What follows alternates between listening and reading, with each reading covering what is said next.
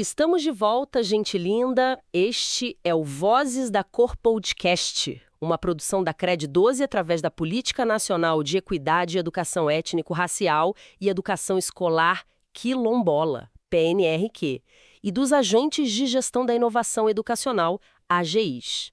Hoje a gente vai conversar sobre uma pesquisa bem interessante, feita, olha, lá em 2007. Foi com jovens do ensino médio público de São Gonçalo, no Rio. Isso mesmo, o trabalho de Brandão e Marines quis entender como esses alunos, que estavam ali na boca do vestibular com as cotas recém-chegando, sabe? Sim, um momento crucial para eles. Exato. Queriam mapear como eles se classificavam, como viam os outros em termos de raça e, claro, o que pensavam das cotas raciais na universidade. E ouviram bastante gente, né? Quase 500 alunos de 5 escolas públicas estaduais, a maioria em áreas mais pobres. Foi uma amostra significativa para entender aquele contexto. Resultado que me chamou a atenção.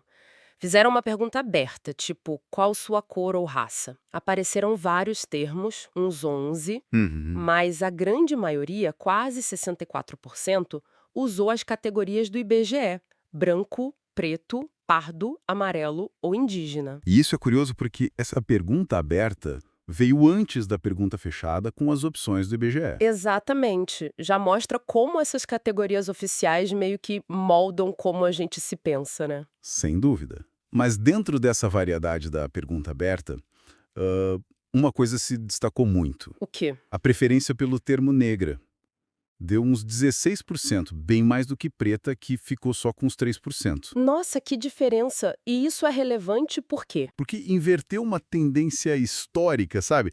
Pesquisas mais antigas, tipo uma do IBGE de 76, mostravam o contrário. Isso lá em 2007 talvez já apontasse, como o Sansone sugeriu, para uma mudança de valor do termo negro. Talvez uma identidade mais forte, mais politizada se formando entre os jovens. Pode ser uma possibilidade forte. Faz sentido. Agora, a pesquisa também testou um outro modelo, né? Um mais simples, ou branco ou negro. Isso. E aí, olha, a coisa complicou um pouco. Quase 21% simplesmente não responderam.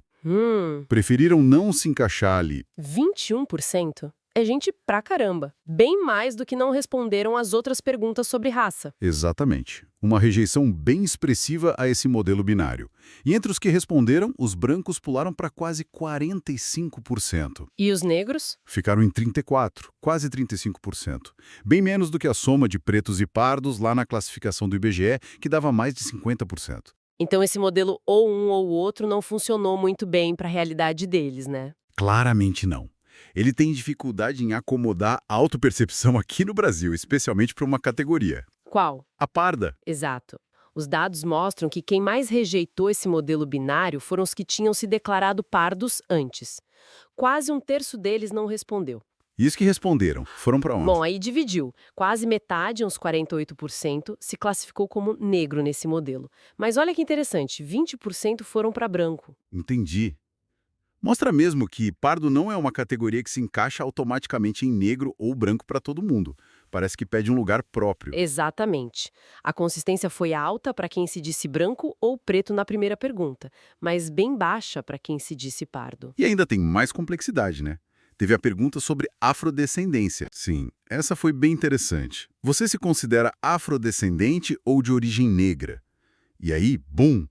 Quase 73% disseram que sim. Peraí, 73%? Isso é muito mais do que os 50% de pretos e pardos somados, ou os 35% de negros no modelo binário. Pois é. O que isso sugere que, para muitos daqueles jovens, reconhecer uma ancestralidade africana, uma origem negra, não era a mesma coisa que se classificar racialmente como negro ou preto. Ah, então a aparência, o fenótipo, a marca, como dizem alguns autores, pesava mais na hora de dizer a cor ou raça do que a origem familiar que eles reconheciam. Parece que sim. A marca fenotípica parecia ter um peso maior para a classificação racial do que a origem reconhecida. Isso se alinha em parte com o que o Nogueira já apontava, né? Entendi. E sobre os critérios que eles usavam para classificar? A pesquisa perguntou sobre isso também. Para classificar outra pessoa, o critério mais citado foi cor da pele, com 40%. E depois? Origem familiar, com quase 36%. Mas se a gente somar a cor da pele com traços físicos, o fenótipo vai para quase 60%. É o principal. E para se classificar, mudava muito? Um pouco.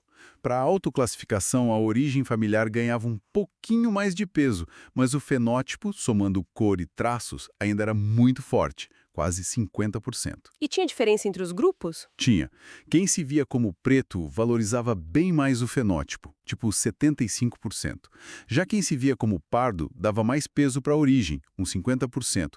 Os brancos ficavam mais divididos. O interessante para mim é que mesmo o fenótipo sendo dominante, a origem não some, ela tá ali com um peso considerável. Isso questiona um pouco aquela visão de que o racismo brasileiro é só de marca, né? Com certeza, mostra uma complexidade maior. Agora, vamos para um ponto que, na época, gerou muita discussão. A opinião sobre as cotas. Sim, como esses jovens que eram o público-alvo da política viam as cotas. Olha, foi surpreendente. Apesar de muitos serem potenciais beneficiários, mais da metade, mais de 50%, se declarou contra a política de cotas para negros. Mais da metade contra? Sério? E a favor? Totalmente a favor eram só uns 22%. Mas como assim? Eu imaginaria o contrário, principalmente entre quem se via como negro ou pardo. Pois é, mas os dados foram esses. E o mais curioso, os que mais se posicionaram contra foram os autodeclarados pretos, com 58%. Os pretos foram os mais contrários? Mais que os brancos? Sim, seguidos pelos brancos, com 53%. Os pardos foram os que menos rejeitaram, mas ainda assim quase metade era contra, 48%. Tá, isso é muito contraintuitivo. Qual a explicação para isso na época? Bom, outras pesquisas do próprio Brandão naquele período sugeriram algumas pistas. Uma delas era a força da ideologia do mérito. Aquela ideia de que o sucesso depende só do esforço individual, sabe? Ser a meritocracia. Isso. Também tinham medo de sofrer mais preconceito por ser identificado como cotista. Achar que a cota era um jeito de burlar a entrada normal, mais valorizada. E, claro, não podemos esquecer a influência do mito da democracia racial. Aquela ideia de que no Brasil não tem racismo para justificar cota. Exato. E some-se a isso a forte campanha contrária das cotas na mídia naquela época da implementação.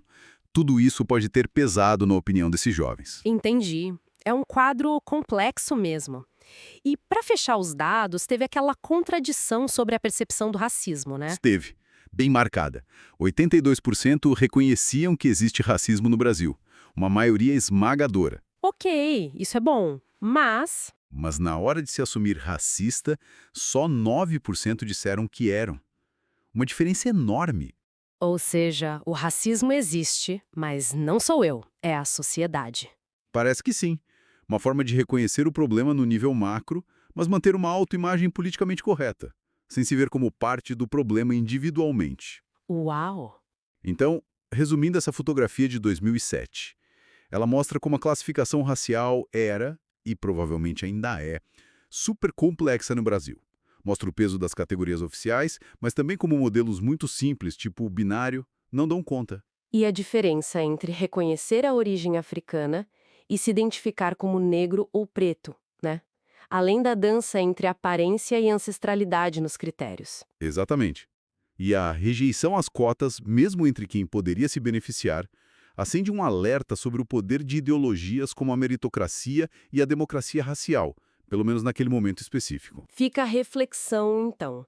Essa pesquisa é de 2007, bem no comecinho da implementação mais ampla das cotas. De lá para cá, muita água rolou, muito debate aconteceu, muita gente viveu a experiência das cotas. Como será que essas percepções todas sobre se identificar, sobre classificar os outros, sobre mérito, mudaram na cabeça da juventude de hoje? É algo para a gente pensar. Este foi mais um episódio do Vozes da Cor podcast. Aqui todas as cores têm voz. Até a próxima, pessoal.